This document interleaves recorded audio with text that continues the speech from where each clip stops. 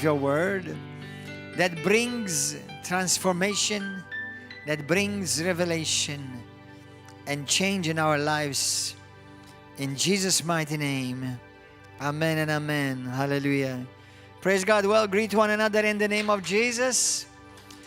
Praise God. Greet each other in the name of the Lord and put your mobiles silent. Hallelujah. And come to the front, brothers and sisters. Come to the front. Blessed be the name of Jesus Christ. Come to the front. Hallelujah. Are we ready? Your houses from your jobs, from other nations like Pakistan, India, Uganda, Kenya, United States of America, South Africa, Italy. We welcome you and we thank you for joining us today. If you're following from any other nation that I did not mention, please let us know. Drop us a note in either on YouTube or on our Facebook group, our Facebook channel. And I do want to encourage you to subscribe to our channel, which is called River of Love Livestream, Malta. Subscribe to our channel so that you can continue to follow what's going on with this ministry by the grace of God. If you are on Facebook, you can also subscribe to our group, to our page on Facebook. Our page on Facebook is called River of Love Christian Fellowship, Malta and International. You can subscribe there as well. Hallelujah. And if you are in Malta, I would encourage you highly to come and join us as the Holy Spirit Conference is, as the Faith Explosion Conference is going on right now. For those of you who are wondering, yes, we do have a Holy Spirit Conference every April. Around April every year for the past over 15 years, we've been having Holy Spirit Conference with also other international speakers. And every September roundabout, we also have the Faith Explosion Conference. For those of you who may be just logging in or just jumping in this river, I want to let you know that in October, we actually are having International Christian Faith Ministries Conference, ICFM. We're going to have ICFM for ministers, pastors, missionaries, leaders, deacons, elders, anyone and everyone who's in ministry. We're going to have a ministry from ministers. Here it's going to be sponsored by ICFM International, and River of Love will be hosting it. We will be having international guest speaker, Pastor Chaz Stevenson from the United States of America. And you don't want to miss it. For all of us, River of Love Christian Fellowship family, Pastor Chaz will be with us on Wednesday, the 18th of October, as well as the 22nd Sunday morning, apart from Saturday night as well. Then we're going to have another conference in November. In November, by the grace of God, the 10th, 11th, and the 12th, which will be Friday, Saturday, and Sunday, we're going to have a deliverance conference with Bishop Tom Brown from the United States of America and myself. And I am excited to look forward for that conference. And you don't want to miss it. And the conference is called Come Out in Jesus' Name. So you don't want to miss it. It's going to be exciting. I'm looking forward. Bring all the demon-possessed, demon-oppressed, and all those who desperately need Jesus, practically everyone that you know in your life. Hallelujah. Amen. Bring them to the conference. And obviously pray for them. Let me reveal and demonstrate Jesus to them. But it's important, anyone who's following, who's not a Christian yet, if you're not a Christian yet, beloved brother and sister and friend, the only reason why I am a Christian is because of Christ. Don't ever forget that. Christians are wonderful people, but they can be ugly like everybody else. That's why we don't follow Christians, we follow Christ Jesus. We're called to love everyone, and we do. But we don't love everything, just like our God does. But we follow Jesus because of Jesus. That's it. That's it. He's the beginning and the end, the Alpha and the Omega. And He gives us a wonderful family here on earth, just like your natural family. You may love them, but you don't always see eye to eye on everything with them. And that's a normal thing. Don't fall apart just because you don't agree on everything with somebody, because it's impossible. You'll find out that as you are growing up, even with yourself, Sometimes you don't agree a few days later or a few weeks later. So don't fall apart just because you don't agree with somebody on some, even especially secondary issues. Okay? Hallelujah. But the most important thing that we do all agree that there's only one way to salvation. Only one life to eternity. And only one. His name is Jesus. And there is none other. Why don't you give a wonderful hand of applause of praise and thanksgiving and shout the name of Jesus! Hallelujah! Well, how many of you are you ready for the word? Are you ready for the teaching of the word? Praise God. So, now I'm going to ask you to pray for me and pray with me. Pray for me right now in your heart that the Lord will speak through my heart, through my mouth. And I willfully and joyfully and consciously, I yield my spirit to your Holy Spirit, O God. You speak through me. Lord, you know, as well as I know, that I have nothing to give to your people of my own. Whatever I am and whatever I can give is only by your grace. So I rely upon your grace. And Holy Spirit, you take over, and through my mouth you speak, and through the hearts of your people bring revelation. In Jesus' mighty name, amen. I want you to go to the book of Mark 11. Mark 11 is probably one of the most popular passages of Scripture when it comes to talk about faith. Now, I have learned through years. I've been in ministry since. Now, actually, biblically speaking, I've been in the ministry since I got saved. Did you know that? Every one of you are in the ministry since you got saved? Doesn't mean that you're in the pulpit ministry, but you're in the ministry since you got saved. That's what the Bible says in 2 Corinthians chapter 5, verse 18 through 19, that we have been given the ministry of reconciliation. So, in a sense, I've been in the ministry since 1st June of 1995. That is the day that I officially was aware that I gave my life to Christ, and I was born again on my knees in the apartment of Houston, Texas, and I got up from my knees, radically changed, and I was dancing with the Houston Ballet in Texas back then. And the next day, my friends, my colleagues, they saw in me a very different man, because instead of talking about ballet, I was talking about lady. Instead of ladies or ballet, I was talking about Jesus.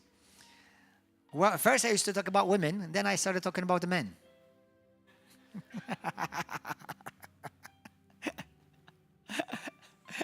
Amen. Some of you have heard this true story, and this is a true story. It's a funny story, but it is a true story. One day I was actually eating buffet, Chinese buffet. It was in America. It was we were in a table, long table. Maybe we were about, 8, 10 people. And because they knew me before I got saved, and then they knew me after I got saved, like somebody from the table who knew me, they said to me, "So what happened to you?" It's like this. Somebody said, "What happened to you?" It's like, well, "You're so different. You've changed." So, and I remember, I said, this is a perfect opportunity to get their attention. So I said to them, "Well, I met this guy, and we became friends, and we started hanging out together, and we fell in love." And everybody was dead silent. And it's like, what? Are we hearing right? And I told them, "I'm talking about Jesus." And right there and then they laughed, but they gave me a perfect platform to talk about Jesus. And I pray with them, every one of them, to receive Jesus Christ on the table right there and there. Hallelujah. Amen. Praise God. So, Jesus said, "Go and win the lost." He never told you how to do it, as long as you win them. Amen. Praise God. So, go to the book of Mark 11 now. So, Mark 11 is a very popular passage of Scripture when we come and talk or teach about faith. And I want to bring it down a bit. I'm going to bring it down a notch. After yesterday, I think I shared certain things with every one of you that I think that my spirit was speeding up and my mind was trying to catch up later. So today I'm going to go a bit slower. And please, these messages that you are hearing, go and hear them again. Go and hear them again. Don't just hear it once. We know that scripture in Romans 10:17. Everybody knows it? Faith comes by hearing, and hearing by the word of God. Now, I'm not saying, now I know some people have said that in order for you to get faith, you have to hear many times. No, hearing once is already enough. But obviously, if you hear many times, it's just like when you read the Bible. You read a passage, the next day you read the same passage, and you say, oh, I didn't see that yesterday. And then you read it the next week and say, where was this? I didn't see this. And you're reading the same passage. Because we serve a God who is life.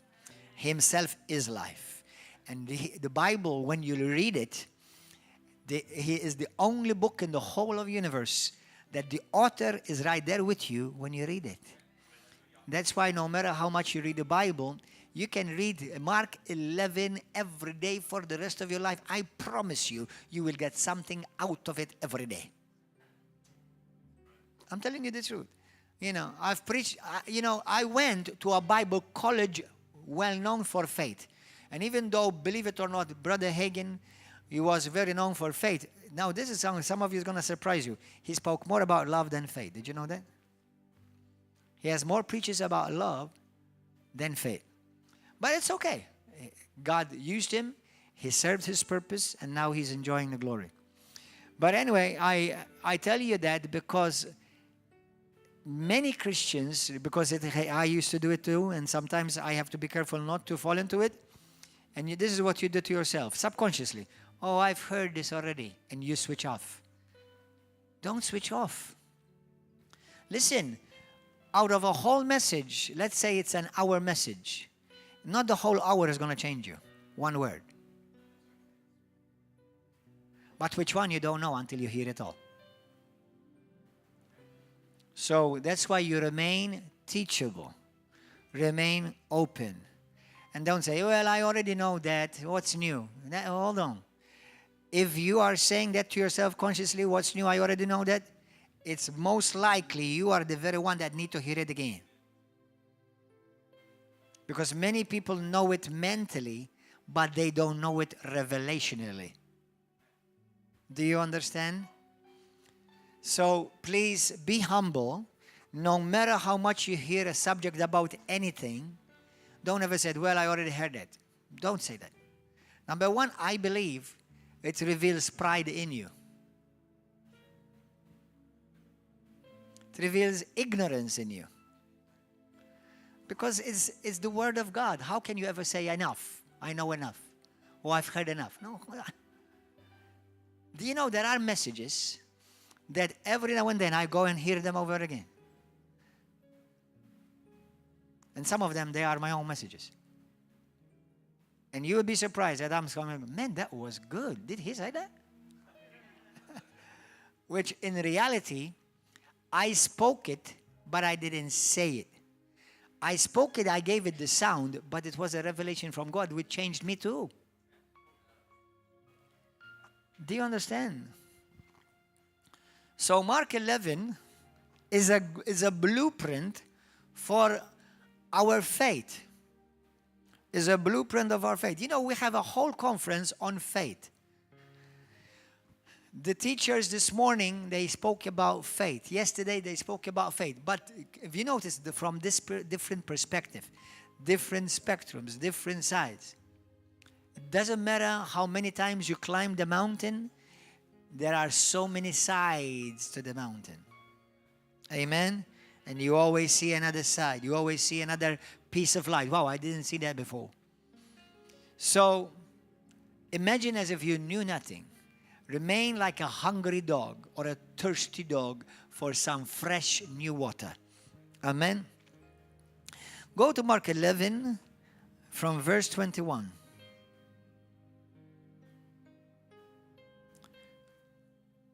Let's start from verse 20.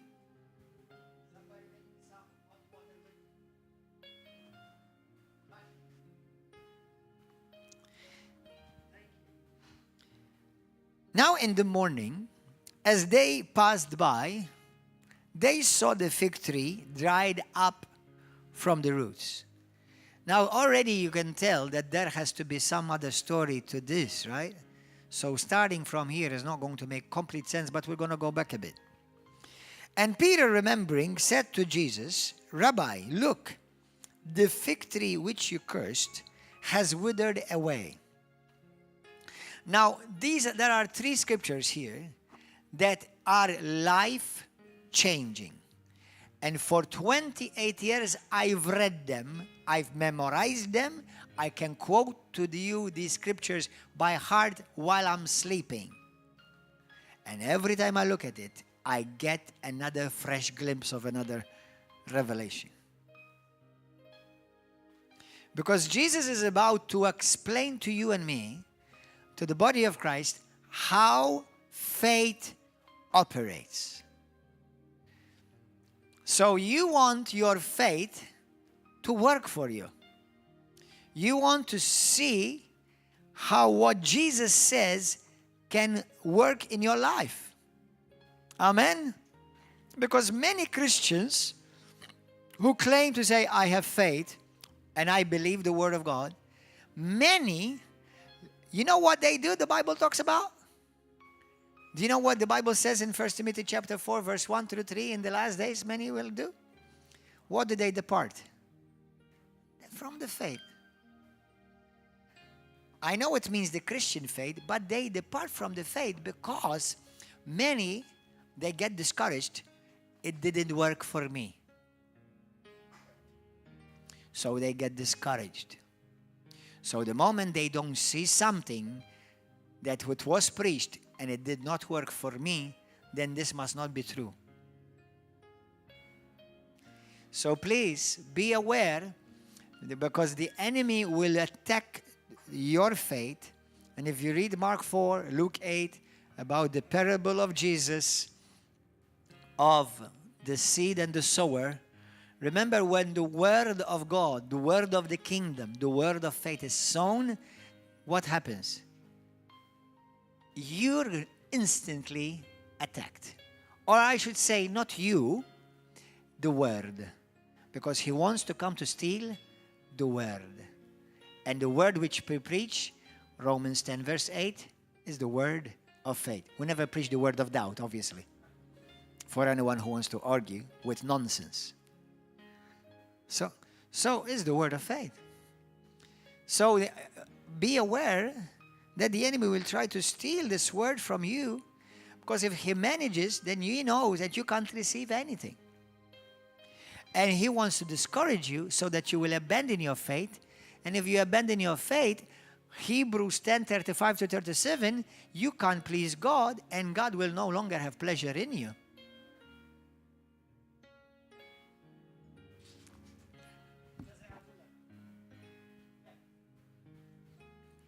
Verse 22 once again. So Jesus answered and said to them, are you looking at your Bible? Have faith in God. For assuredly, certainly, for sure, beyond any shadow of a doubt, I say to you, whoever says to this mountain, be removed, be cast into the sea, and does not doubt in his heart, but believes that those things which he says will be done, he will have whatsoever he says. Therefore, I, Jesus, say to you, whatever, no limits. Remember what we said? Faith has no limitations. Whatever things you ask when you pray, believe that you have received them and you will have them. This is the scripture that raised the apostle of faith, Brother Hagin, from the deathbed. And his ministry spans all over the world.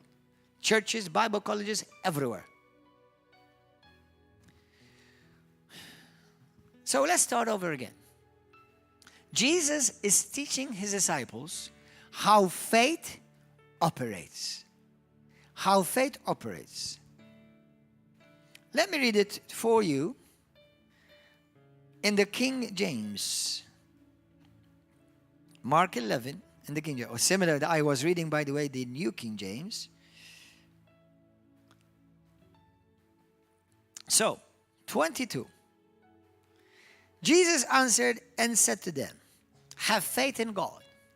Now, remember this. What did we say yesterday? That we have the faith of God. Faith originates from God. Now, as Apostle was speaking, we were talking together today. He said to me, God never says, I have faith. And that would be another teaching, a wonderful preaching. Maybe if we have time, we'll talk about it. But because God, remember the thing also is this. Faith is not it's not what many of us think. Faith means to be completely sure. That's why he's never going to say, I have faith. Because what God says is fully convinced of, right? Are you getting that? When the Lord says something, he's not wondering or scratching his head, do I really believe this? You know? So Jesus says, have the faith of God. Have the God kind of faith. If you study that verse alone, that's exactly what it means. It means have the faith like the God kind of faith. Amen? So have faith in God.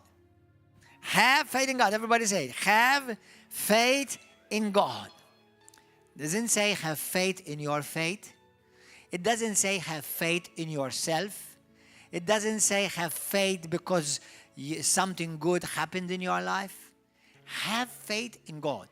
That means my faith is unchangeable, immovable, and unshakable because my faith is founded in someone who's unchangeable, immovable, and unshakable. His name is Jesus Christ. He is my God. Hallelujah. Have faith in God. You see, when we speak about faith, you can never exclude Bible faith from God. Bible faith is in a person and his promises and his word. But God and his word are one. You cannot separate God from his word. What God says is what or who God is. Do you understand? What God says is who God is. Did you get that? He is not just the one who healed thee. He is healing. His nature is healing. You touch God, you get healed. He doesn't have joy. He is joy. The joy of the Lord is my strength. Hallelujah. God is the source of all good, beautiful things. He himself is the source of our life, our existence. So my faith, the thing is this, let me tell you this. Biblically speaking, you cannot have strong faith without a relationship with God. Brother, I know this may be a simple statement, but it's a powerful statement. Because I'll tell you what happens to certain people in the faith camp. And I am in the faith camp. And the reason I say that because I know some people, unfortunately, have no time. They have a bunch of time in their life that they want to waste and attack the message of faith. Okay? The problem is I don't know what best they can offer. I mean, if you don't believe in faith or the message of faith, what are you telling me? That you preach the word of doubt? Okay? So, but the thing is this. Just like in the movement of holiness or the movement of deliverance, everything is born out of God, not born out of a theory. So me and you, we can be so fed about faith that we make our walk with God about faith, not about God, about Jesus Christ. So now my belief system, my conviction, my faith is spun out of having a relationship with God. Brothers and sisters, it's impossible to have strong faith unless you have a genuine relationship with the Lord. Do you understand? Hallelujah. Because the reason why my faith is strong is because my faith is in God. Why do I believe that if I pray about something is going to happen and it's coming to pass? Because I know Him who promised is faithful. And He who promised is the very one who promised it, and the one that promised it is the very promise that promised it. Because if He promised life, He is life. If He promised joy, He is joy. If He promised love, He is love. If He promised healing, He is healing. He is not very separated from His promise. So that's why my faith is in God. Do you understand? When I'm saying I'm claiming the promises of God, all I'm saying is I'm standing firm. What God promised is going to happen. As simple as that. Simple but powerful. Amen. Simple but powerful. And I'm going to answer somebody. Yesterday, somebody asked me a question on Instagram. She said to me, Pastor, I've been praying and against the devil and against this and against it, and it still is not leaving. Listen, let me tell you something. Never the Bible says pray and you'll have whatever you pray for. You have to pray believing you have received it and you will have it. Listen, let me tell you something. The moment you pray and you doubt whether God heard you and you have it, the devil will play with your mind and will let you know that you haven't had it yet. And he will get you out of faith and you'll not receive anything and you'll live frustrated. Lord, help us. You see the thing, one day Smith Wigglesworth, there was a, I don't know how, if you've never read about Smith Wigglesworth, he used to like to wiggle. Go and read his life, his books. It's powerful. There was a man that got him delivered. Now, obviously, the most important thing is results. But in one instant, he says about one day, he was delivered. He was getting delivered. And he just commanded the devil. I'm speaking this to somebody who's watching because you need to hear this. And he told that devil to leave. And Smith Wigglesworth was just walking away. And his assistants told him, hey, brother, or pastor. He wasn't a pastor per se, but whatever they called him. He said, hey, brother, or Smith. Hey, that's it. He said, that's it. The devil heard me. Now, let me tell you something. If some Christians, when it comes to deliverance, the devil wears you out, they're testing whether, the demons are testing whether you really believe what you are telling them to do.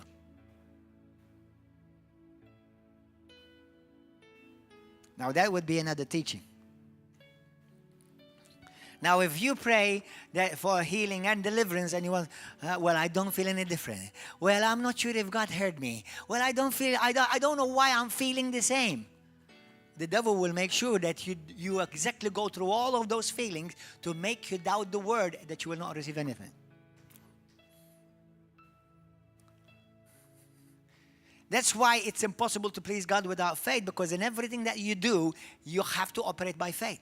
In everything. There's nothing I do. By the way, I'm preaching by faith right now. By fact, I don't want to preach. By feeling, I am tired. Not because of you, not because I'm preaching. It's because some dummy this morning came and rang my doorbell at 7 o'clock in the morning. And then I could not sleep again. And I was pooped. Because I went to bed late and I did not sleep enough. So right now, it's no longer me who's speaking, but it's the grace of God speaking through me. So, amen? Hallelujah.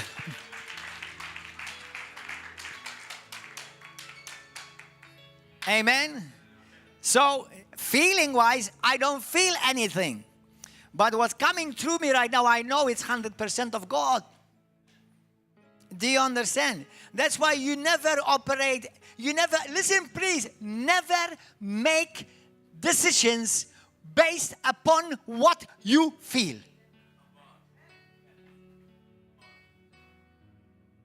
How many times, you think you wanted to leave this church? God knows how many times I wanted to leave this church. If somebody comes and tells me, Pastor, I'm leaving the church. Well, I wish I was leaving with you too. That's because people walk by feeling. And feelings will betray you.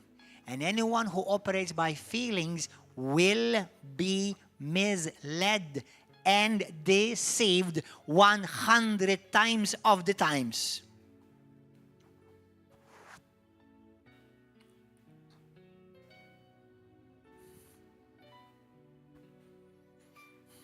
Listen, if you want to put pressure on the Word of God, expect the Word of God in return to put pressure on you.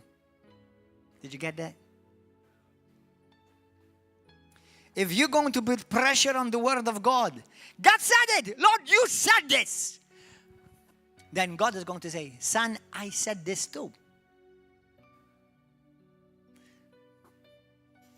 We want to stand on the Word of God. But whom the Word of God has fallen over, it may have crushed you. Because maybe you need a crushing.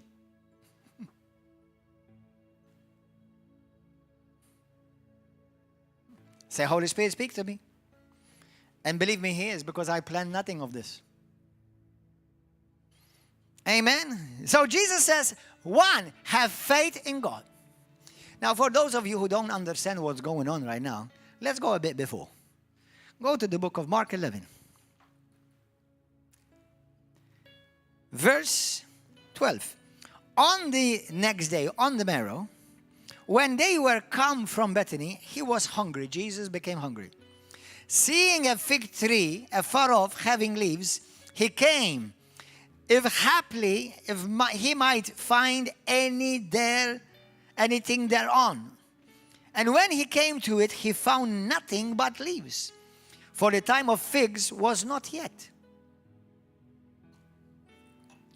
And Jesus answered and said unto the tree, no man eat fruit of thee from now on forever. And his disciples heard it. Have you ever gone to a tree and spoke to it? Have you ever spoken to a tree? You see, you think that you're being dumb and stupid when you do certain things that the world looks at you and thinks, man, these guys are dumb. What are they talking about? They would have never followed Jesus. Jesus did some things that look completely ridiculous. Jesus, are you okay? I think you're a bit too tired. I think you're getting exhausted. You're speaking to a tree. Can I give you a key for your miracle? Are you ready? The miraculous and the miracle that you need in your life may move you to do something that in your eyes look completely ridiculous. The miraculous will often seem ridiculous. Jesus spoke to a tree, brothers and sisters. If you see me speak to a building, don't laugh at me. Because if you laugh at me, you're not going to walk in that building with me. Maybe you need to speak to your phone bill and stop making extra phone calls. Maybe you need to speak to your dog. Sometimes you may need to speak to your body. In the book of James chapter 3, the Bible talks about how our tongue releases things that actually alters your body. You see, many Christians are worried about what others say about you. What are you saying about you? Because it's not what others are saying that is changing you. It's what you are saying about you that's changing you. You know how many things they said to me? Many things. How many people tried to curse me, tried to wish me so many evil things, and none of them is going to work. Because number one, I don't agree. So it means it has no permission. Amen. The moment you agree, and you may say, "Oh, Pastor, they said I'm going to get sick." Do you agree? "Oh, well, but they said it." You want me to tell you how many posts I have and screenshots of what things they said about me?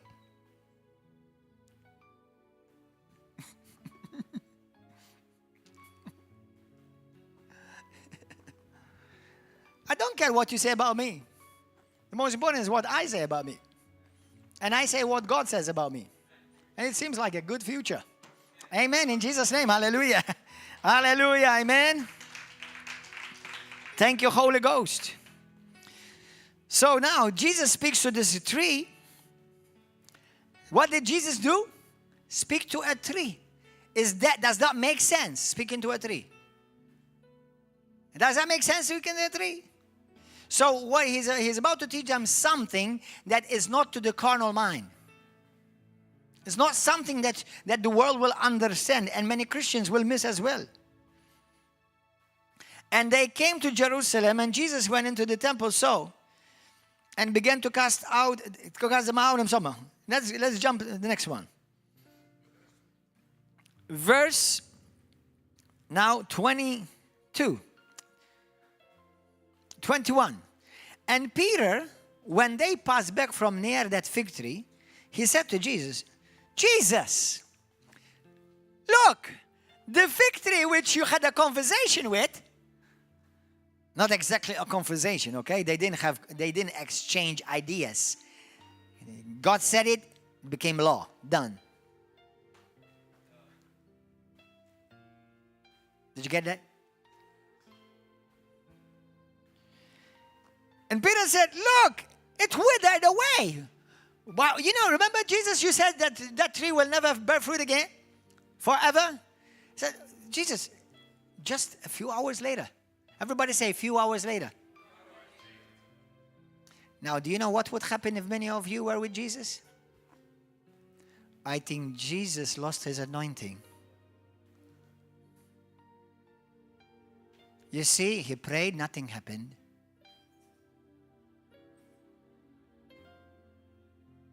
Do you know what many dumb Christians, and some of them come to River of Love, do too? Some would even dare come up here and say, the devil has been attacking me. The devil has been doing this to me. That's not testimony, by the way. You're testifying of how good the devil has been against you.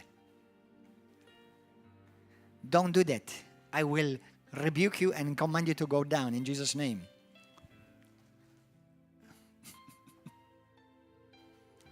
When you give a testimony, you're testifying of the goodness of God, not of how bad the devil is. Amen? Be careful, because your life depends very much on what you say. So if you keep saying, I am under attack of the devil, pray for me. No, you're under attack of the devil. I can't pray for you. You just said it. Which one you going to believe? I'm going to pray for you, and then you're going to go to everybody. Well, if the pastor has prayed for, just pray for me, but I'm under attack of the devil. Pray for me, brother. And then somebody else pray for you. And then you go to somebody else and say, I'm under attack of the devil. You see, what you really believe is that you're under attack of the devil. It doesn't matter if the Pope will pray for you.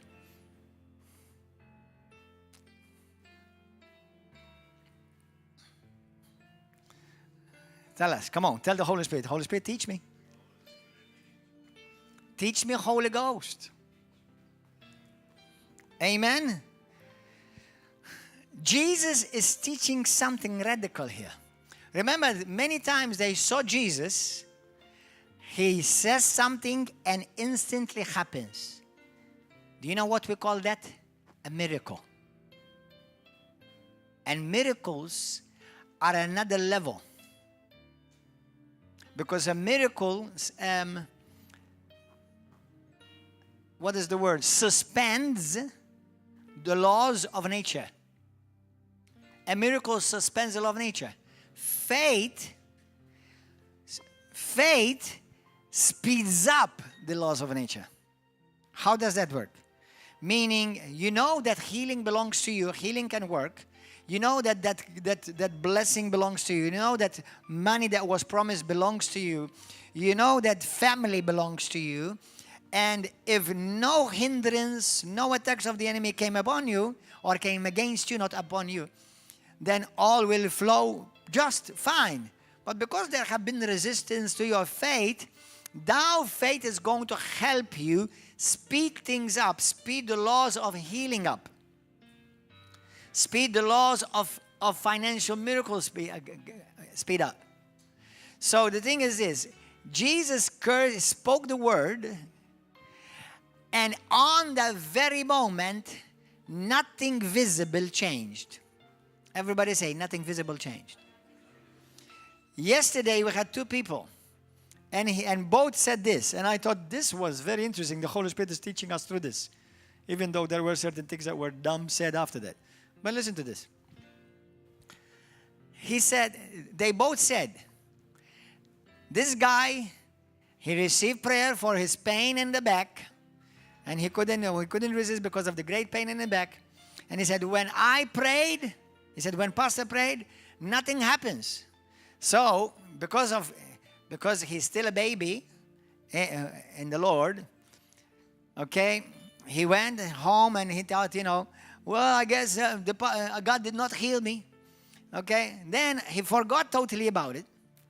And a day later, 2 days later, he said his packet of cigarettes fell, and he just went up and picked it up and said, wow, I'm healed.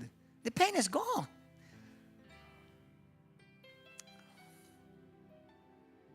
The other one, the same thing. She had pain. I forgot which area of her body, what she said, remember? Her elbow. When she received prayer by faith, on that very instant, nothing changed. And then immediately she went home after a while. And a few hours later, 1 day later, 2 days later, he said, the pain was completely gone. Jesus spoke the word of God. This is God in the flesh. In that very instant, to the visible eye, nothing changed. But was something still working? Was something still working? Because even when you don't see it, He is still working. Even when you don't feel it, He is still working. When you don't sense anything, the Word of God is still churning. Hallelujah. Because you can't kill the Word of God. The Word of God is living and it's active and is able to divide the soul and the spirit and the bone from the marrow, the bone and the marrow. Yo.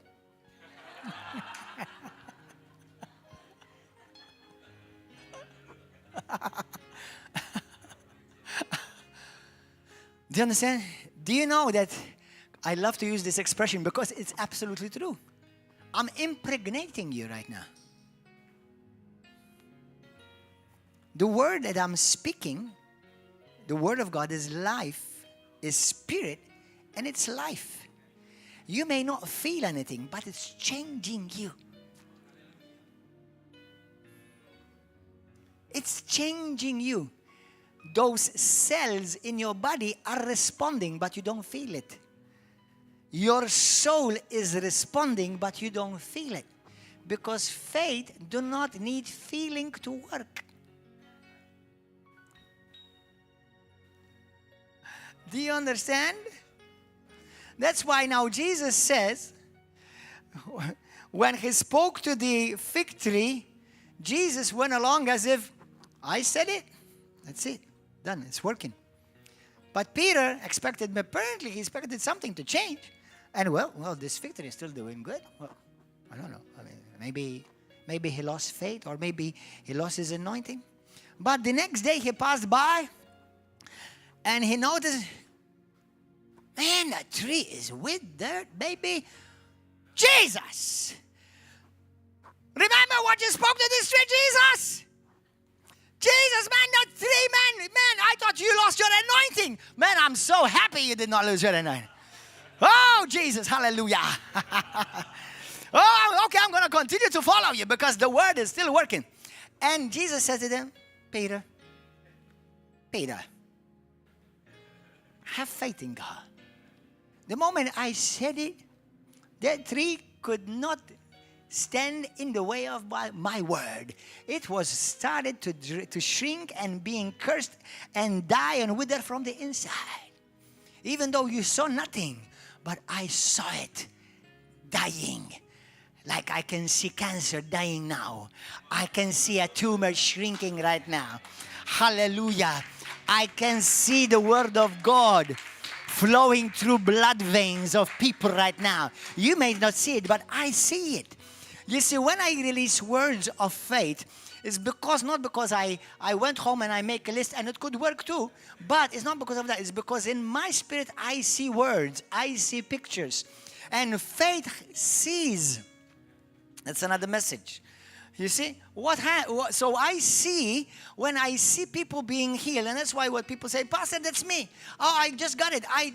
The pain is gone. Oh, praise God, I know I feel better. What happened? You see, they did not see anything. But as I was speaking like I'm speaking now, the word of God was working in them, bringing healing, cure, restoration like it's happening right now in you. That's why it's important to sit under the anointed word of God. Hallelujah. Because, amen, hallelujah. Thank you, Jesus. So you see now how faith works? Don't, when somebody pray with you or you pray over yourself, don't say, well, I didn't feel anything, then I must not have received anything. No! The word is not going to change your feelings. As a matter of fact, you may feel totally the opposite, but the word of God is still working in you. That's why Jesus says, whatsoever you desire when you pray, believe that you have received it and you will have it. That's why Jesus says, whosoever shall say to this mountain, be thou cast into the sea, and be uprooted and be cast into the sea, and shall not doubt in his heart. But you can have doubt in your mind. Meaning, I am firmly persuaded that what I just said and released out of my heart through my mouth is God's word, and it is working. Hallelujah. But my mind may be telling me, well, nothing has changed. I don't care what my mind is telling me. I am not operating by my mind. I'm operating by my faith in my heart and my faith in my mouth. In Jesus' name. Hallelujah. Amen. That's why things get changed. Now, that's why I was thinking earlier. Because, no, I wasn't just thinking earlier. I think often. But anyway, as I was thinking... I was thinking earlier, how come yesterday the Lord spoke to me, because it was a fresh new word to me for the conference. He said to me, son, when I come, because obviously the Lord reminded me of the scripture in Luke chapter 18, when the Bible talks in verse 8, when the Son of Man will return to this earth, will he find faith on the earth? And yesterday I spoke to you about whose report will you believe. And the Lord spoke to my spirit to speak it to your spirit. And I impregnated you with it. And there's a baby growing on the inside. Every one of you who have heard it, even though you may not feel it, but it's turning on the inside. It's growing leg, it's growing feet, it's growing eyes right now. That baby inside of you. Hallelujah. What did the Lord say to me? He said to me, what are you reporting back to me? Are you reporting to me what you're seeing? Or are you reporting what you want to see? And what do we have, Christians, in the world? Reporting what they see. You don't need to be a prophet or prophetic to do that. If you just report what you see. But prophets report what God sees. Amen. I get it. Even if you don't get it anyway.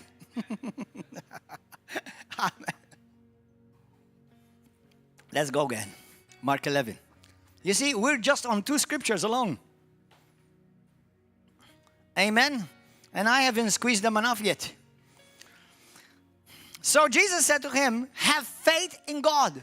Now that literally means have the God kind of faith.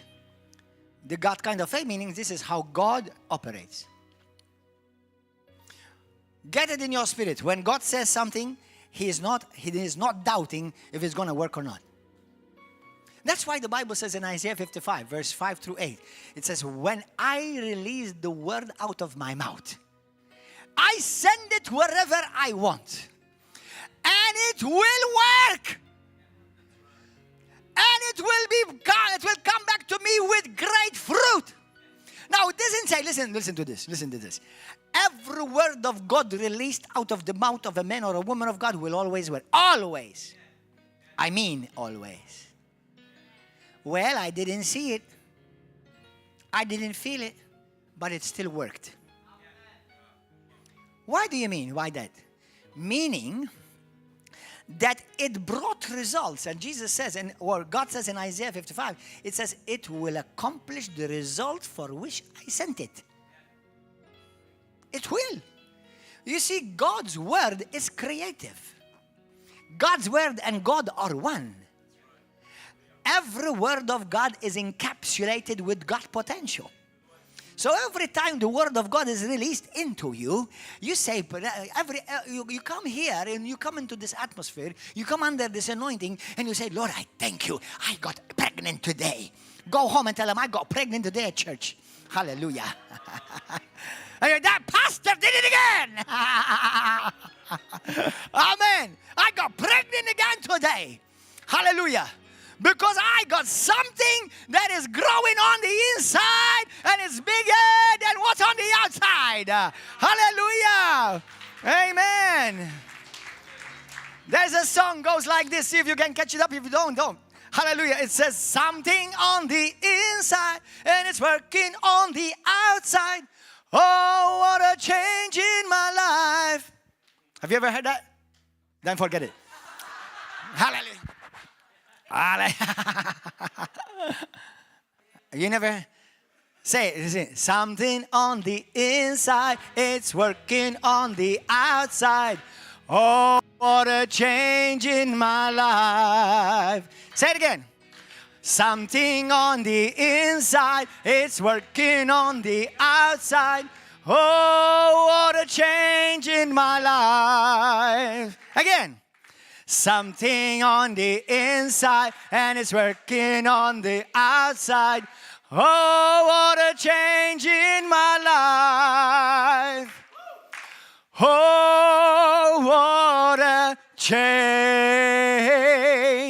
in my life. Again, once again, come on. Something on the inside and it's working on the outside. Oh, what a change in my life. Come on, everybody, stand up. Something on the inside and it's working on the outside. Oh, what a change in my life. Hallelujah. Something on the inside and it's working on the outside. Oh, what a change in my life. Oh, what a change in my life. Let's up it a notch, come on. Something on the inside and it's working on the outside. Oh, what a change in my life. Something on the inside and it's working on the outside. Oh, what a change in my life. Oh, what a change in my life. Hallelujah. Okay, my brother. Yes, it's working on the inside. Hallelujah, it's working. Everybody said it's working on the inside. It's working in me right now. Healing is taking place in me right now. Miracles are taking place in me right now. The life of God is flowing in me right now. Come on, say it, declare it in Jesus' name. I'm under the word of God. I'm under the anointing of God. I am seated in heavenly places with Christ Jesus. The devil is under my feet. Hallelujah. He has been dethroned. He has been defeated. I do not walk by what I see. I do not walk by what I feel. I only walk by what I believe. And I have believed the word of the Lord, that it shall come to pass. Yes, it shall come to pass.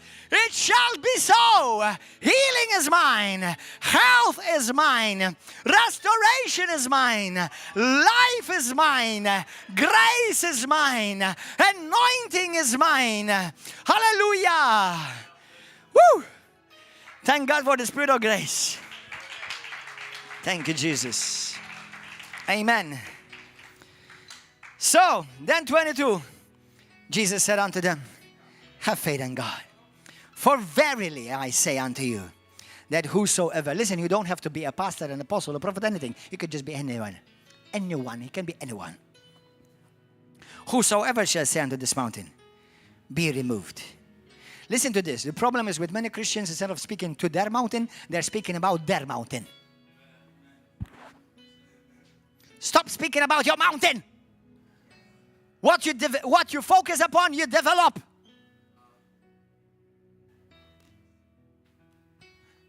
Jesus did not go and tell you, go and tell everybody about your mountain. So you remain mountain conscious instead of answer conscious.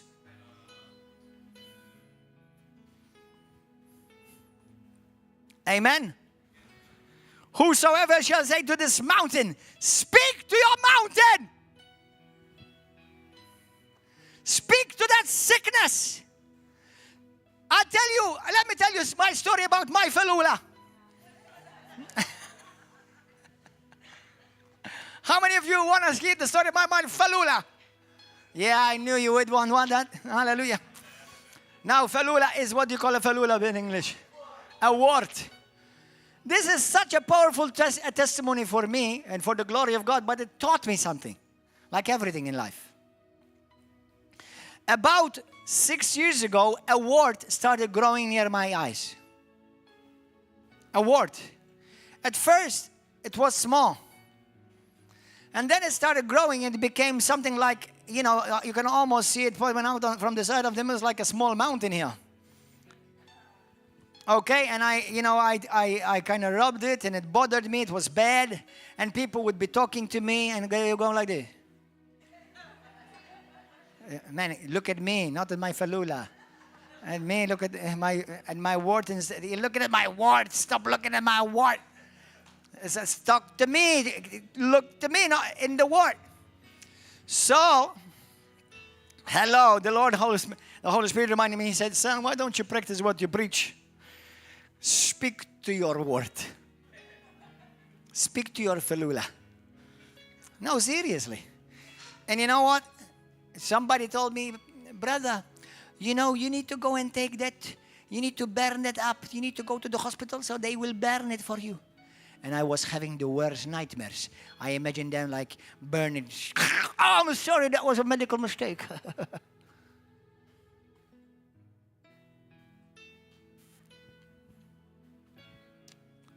So I said, that sounded scary, like take you to the hospital, they will burn it for you. It's like, burn it? It's right near exactly my eye, man. So every day, I started speaking to that falula in the mirror. I'm serious. Now, I spoke to it. I commanded to get out of my body, to shrink, to shrivel, and to die. And I was bold. I was full of faith. And guess what happened? Nothing.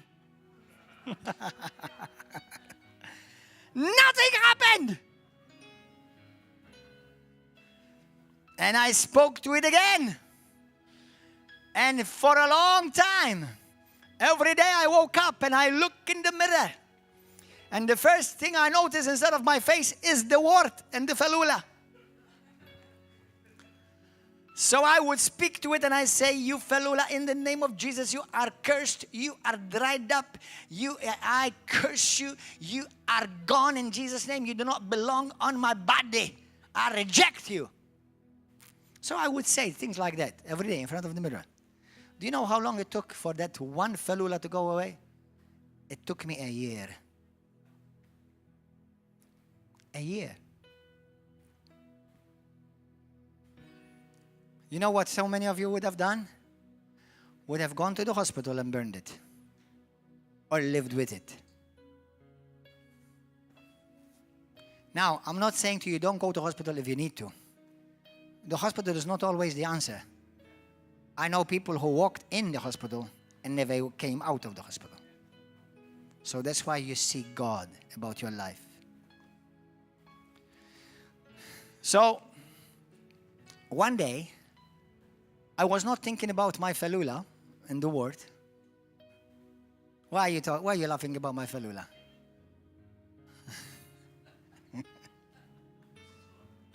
Hallelujah, the word. It was good. It was good about this much. I mean, that's that much beside your eyes, big, okay? I know there are people who have like big stuff on their faces. But I was actually alienated every day. I look inside in the mirror. And one day I noticed like, why?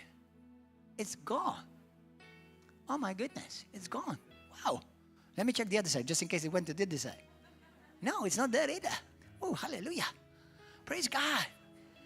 It's gone. Hallelujah. Now, the thing is this is very interesting. Before speaking it, and between speaking it, believing it, and seeing it, there was a period of time when I forgot about it. Until one day, it didn't start going down, it just disappeared. From there to nothing, not from there to smaller, and it would have been fine as well too. Just like the fig tree. 24 hours passed, nothing changed, but the next day, dried up. You see, the Bible says in Hebrews chapter 6, verse 12, by faith and patience. Because you need endurance. You need to grow your faith. You see, the faith is a walk, not a formula. That's why we walk by faith. So every day I would speak the word of faith over the word until one day I completely forgot about it, looked in the mirror, and it was completely disappeared. No trace of it. Thank you, Jesus. Hallelujah. But it took you a year. Well, praise God. You know, I learned a wonderful lesson. The word of God became true and life to me. How faith works. Whosoever shall say to this mountain, be removed, be cast into the sea, and shall not doubt, but believes that whatever he says will come to pass.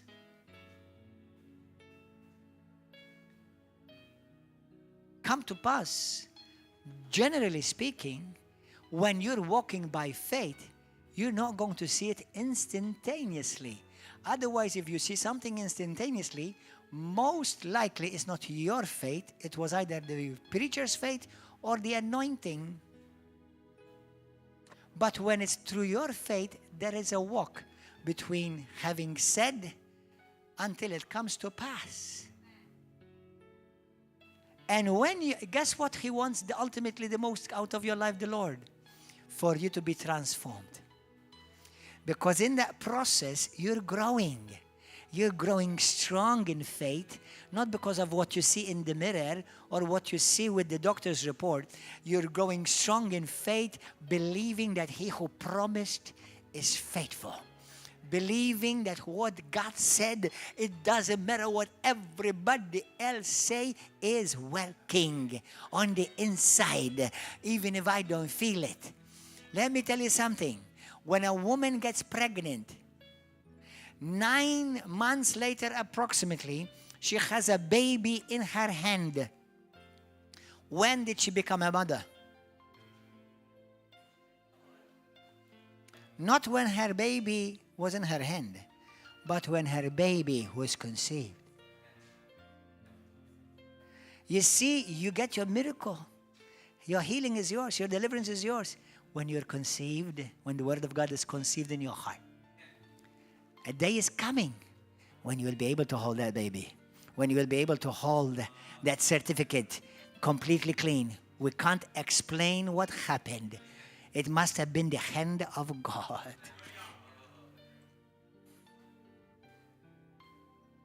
Thank you, Jesus. Hallelujah. Thank you, Holy Ghost. But faith always looks at it as it is done. it's done.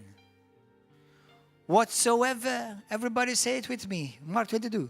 For verily, verily, I say unto you, that if you shall say to this mountain, be removed, be cast into the sea, and shall not doubt in your heart, but you must believe that those things which you say, not what the doctors say, what the lawyer said, what the tax collector said, what your mama said, what your government said, but what you say, if you believe it from your heart, what you say will come to pass. And you will see what you say. You will see what you say. Therefore I say unto you, whatsoever things you desire, whatever you desire, when you pray, believe. Not when you see, you believe. When you pray, you believe. When you pray, you believe. You believe what? That it's done. That it's gone. That it's settled. That it's working. Even though you don't see it. If you don't feel it. It's working. The Word of God is working. When you pray, believe that you have received them. You have received them. And you shall have them. I have received the seed of the Word of God. I have received the baby on the inside of me. And one day I'm going to have it. Go to last scripture and we're going to close here. How many of you know that peace is God's promise to you? Joy is God's promise to you. Provision is God's promise to you. Deliverance is God's promise to you. To have a fulfilled life is God's promise to you. 1 John 5, verse 14. And this is the confidence. What is the word confidence? Confede. With faith. This is the faith. This is the assurance. This is the conviction. This is the assurance and the confidence that we have in Him. That if we ask anything according to His will, what is His will? His word is His will. It is His will for you to be made whole. It is His will to be free from cigarettes, from drugs, from any type of addiction. It is His will for you to be completely delivered from demonic oppression. It is His will from you to completely be healed from inner scars of abuse and rejection. It is His will for you to completely walk free. No more any sense of guilt, condemnation, or fear. It is His will. It's His will. That if you ask anything according to His will, you know and you can be sure He has heard you. He has heard you. And if we know, now this would be another message, but I'm not going to continue. And if we know that He heard us, in whatever we ask, we also know something else. We also know that we have. We have. Everybody say, I have. I have the seed of God on the inside of me. It's growing. It's working. It's germinating. I may not feel it kicking yet, but it's on the inside. I'm impregnated. Amen? And if we know that He has heard us or that He hears us in whatever we ask, then we also know that we have the petitions that we desired of Him. And when I know, then I enter the rest. Not wrestling, being anxious, being worried, being afraid. And if you have temptations to doubt or to be afraid, go back to the promise. Consider His promise. And that would be another message. You see, there's so many messages of faith. Consider the messages. Look at Abraham. What did he do? For 25 years, he had to remind of God himself what God promised. 25 years. At least mine was 1 year. His was 25. When my wife and I, after we got married, and we were ready not to have children, but we desired to have children, and I'm glad I have them. Praise God. Thank you, Jesus. They're the best thing that ever happened to my life. But we were ready not to have children. And the doctor said to her, well, at least I heard the doctor, because my wife don't remember, but I heard the doctor say to her, your whatever you have here, it's completely gone. You can't have anything. You can't have any children. He said to her, go and have your career. Just do good in your career, which was already what she was already doing that. You forget about children. And I was okay about it. In a sense, I was okay. I'm not going to lose my faith. It's not going to change anything the way I walked with God, okay? But obviously, I desire children. I always loved children till this very day. And funny enough, children love me. If you notice, in the church, children run up to me. You know that's that? Children and animals love me a lot. It's true. Hallelujah. And I remember I went to my wife and I said to her, listen, the doctor does not know what we know. We have inside information. Amen. Amen. So what did we do? For one week, whole week, we prayed, we took communion, and we declared that we have children, that we are pregnant. Now this is something supernatural that happened to us. It can happen different to everyone. A few days later, the Holy Spirit specifically said to me, now this is a secret, nobody can know about it. He said to me, son, I want you to take your wife to 3 days for a break, a rest, and entertain your wife. Entertain your wife, much like you go and dance ballet in front of her, right? It's like, just enjoy each other, relax. And this is what he said to me. He said to me, on that weekend, you're going to get pregnant. I know exactly when Josiah was conceived, in the room in which he was conceived, and I won't continue anymore for the information.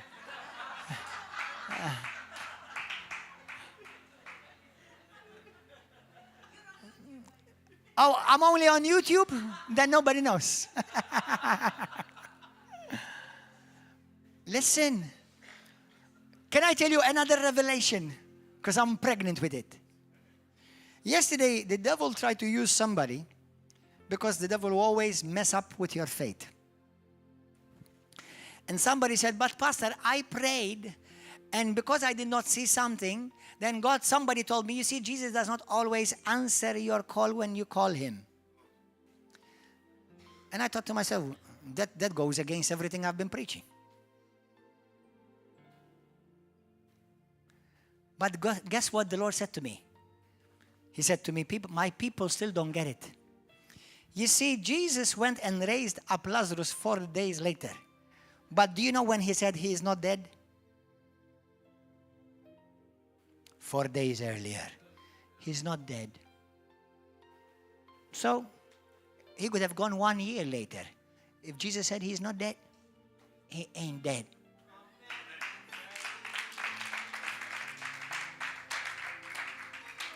I don't know if you got it, but I pray you got it. As far as God is concerned, Lazarus was walking around, maybe inside in that tomb, cleaning the tomb up for 4 days, exercising his muscles. And then 4 days later, they removed the stone, and then he walked out. But as far as Jesus Christ is concerned, he was alive 4 days earlier. Just like with the woman of what is her name? Jairus. Thank you, brother. Hallelujah. Jairus. What did they say? Master, please come. She's dead. She ain't dead. Now what do you mean you're dead? She ain't dead. I'll come later. She ain't dead. She's just having a nice nap. Let her sleep. When did Jesus say ain't dead? She ain't dead. Did you get that? You see, people saw her not dead when he came on the scene. But she was not dead when God said she ain't dead. And I never saw that before. That was a revelation by the Holy Ghost today. And we thought Jesus Christ came 4 days later. Well, you don't know, brother. You just may have to wait another 4 years or 4 months. When did God say? Because that's when God is counting, not when you see that God is counting. Now everybody stand. Say, Holy Spirit, thank you for this word. And I'm not trying to impress you. This was a word from the Father.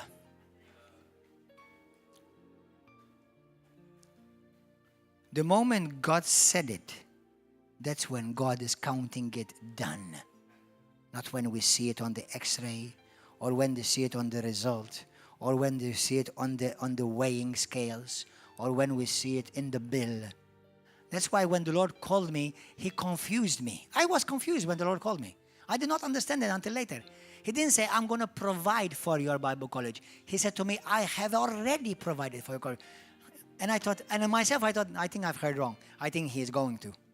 But I heard clearly, I have already. That's why lift up your hand. May everyone that has heard this word receive an impartation of supernatural revelation. For if God said you are healed, you are. If God says you are whole, you are. If God said you shall live and not die and declare the goodness of the Lord, you shall.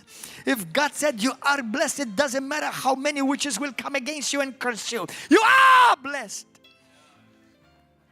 If God said you will have all that you need, then you have all that you need. If God said you will have children, then you will have. If God said you're going to make it, then you will make it.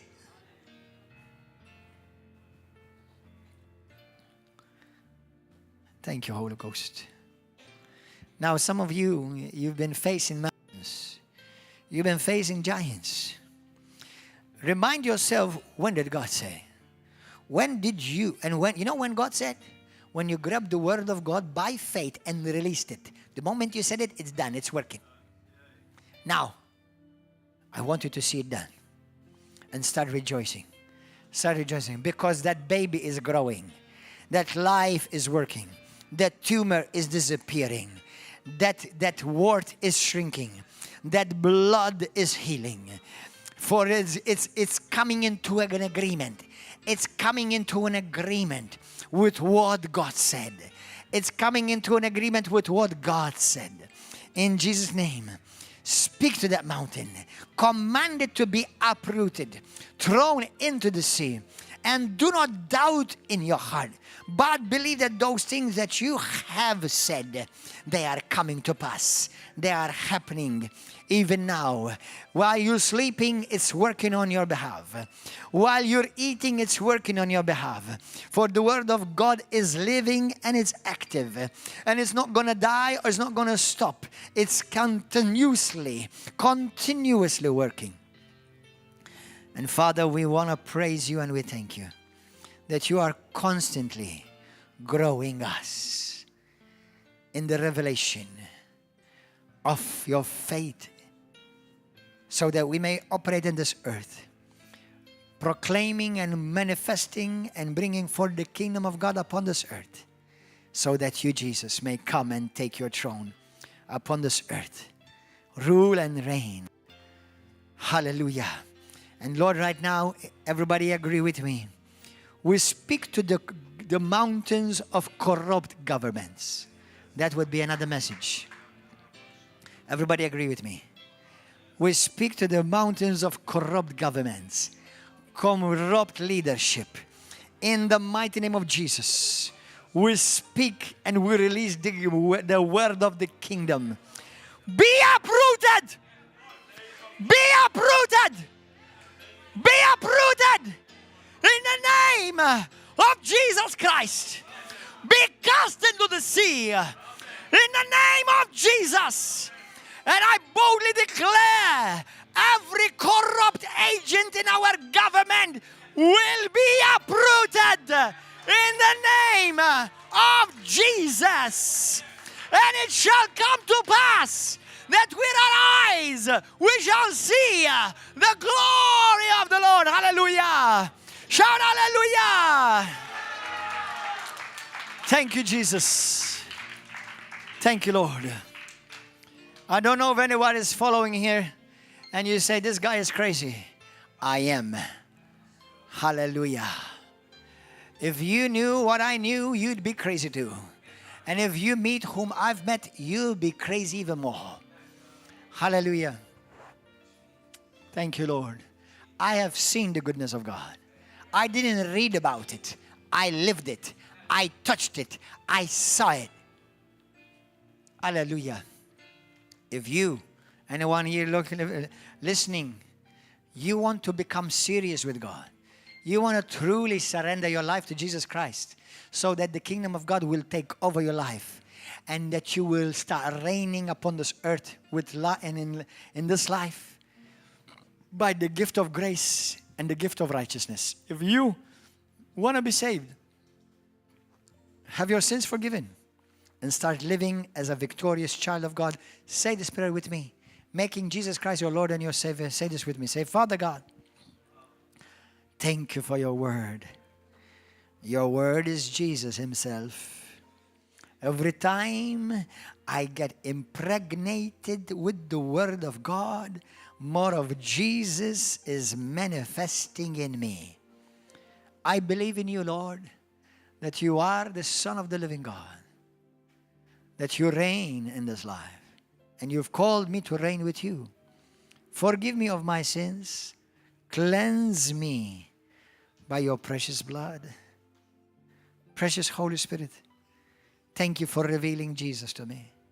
Jesus is my Lord, my King, my Savior, who died for me on the cross and gave me this wonderful life as a gift for free by grace.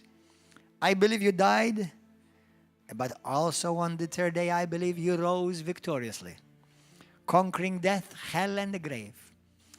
And today, I make you my Lord, my Savior. From now on, use my life as a trophy in your hand. Jesus, take my body, take my mind, take my spirit.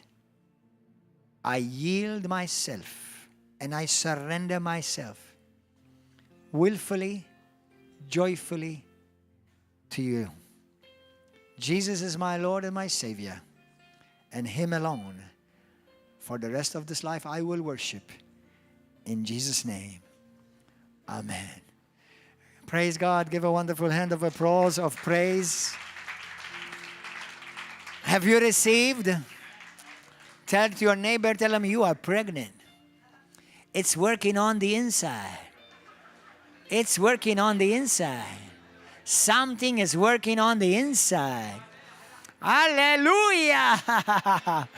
See you in about a few more minutes. God bless you. See you here in more minutes. God bless you. Thank you.